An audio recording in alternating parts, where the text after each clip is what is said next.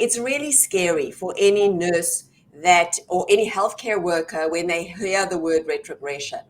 Mike, what is your advice to anybody at this time, based on what Anshu's saying, that it's unclear? Obviously, the State Department are monitoring this, the government are aware of this. I mean, we've even seen in the news, I saw a video recently with Mitt Romney talking about that, one of the prominent senators. What is your advice to any healthcare worker at this time with this kind of word overhang right now? Yeah, I think there's a couple things. First of all, the immediate thing is that what you can control is your part of your case.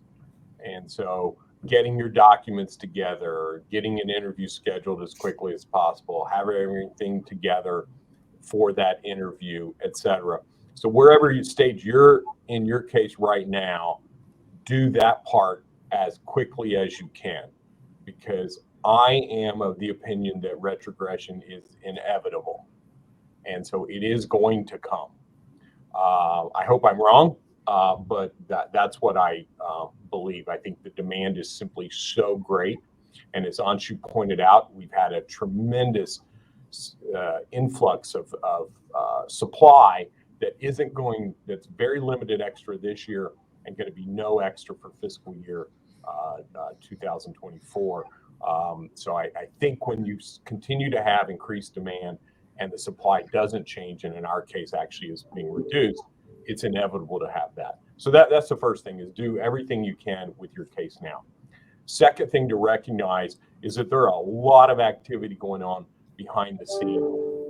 As Anshu mentioned, her and Chris and a group of individuals and representatives from healthcare companies have been in DC over the last several weeks. There's a group going back next week for some additional meetings. And there are a lot of people, including Kinetics, AMN, working, and a lot of the hospital facilities that you're being recruited for and placed through Kinetics and AMN are participating as well, and talking to their representatives, their senators, their congressmen about a potential solution when retrogression comes.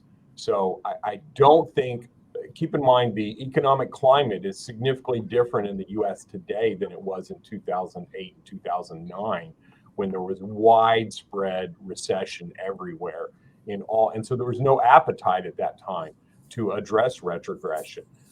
Whereas right now there's huge demand for healthcare workers. That does not appear to be letting up at all. So I think there is some appetite for some relief. We've certainly seen relief in some other areas.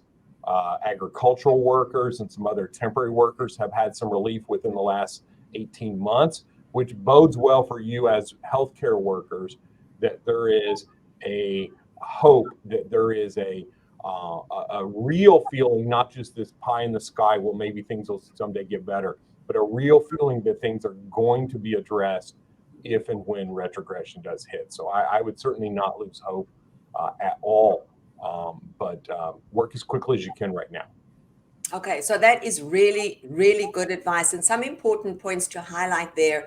As Mike said, the last time we had this lengthy retrogression, the macro environment, the world environment was very different because we had the Great Recession and there was really no appetite to carve out any legislation for healthcare workers. Right now, what we're seeing in the United States is explosive demand for healthcare workers, registered nurses, med techs, et cetera, et cetera. So it's a very different environment, which is a very important point. And as Mike said, don't lose hope on that. The other is to do what you can. So right now, if you are planning to take the NCLEX, if you've got the NCLEX and you've got an employer, but you don't yet have the English exam, or you haven't got your visa screen, those are the things that are in your control. Collect your documents, work efficiently with with the Kinetics team or whichever company you're working with to be able to get through those things that you can control. So I think really good advice there.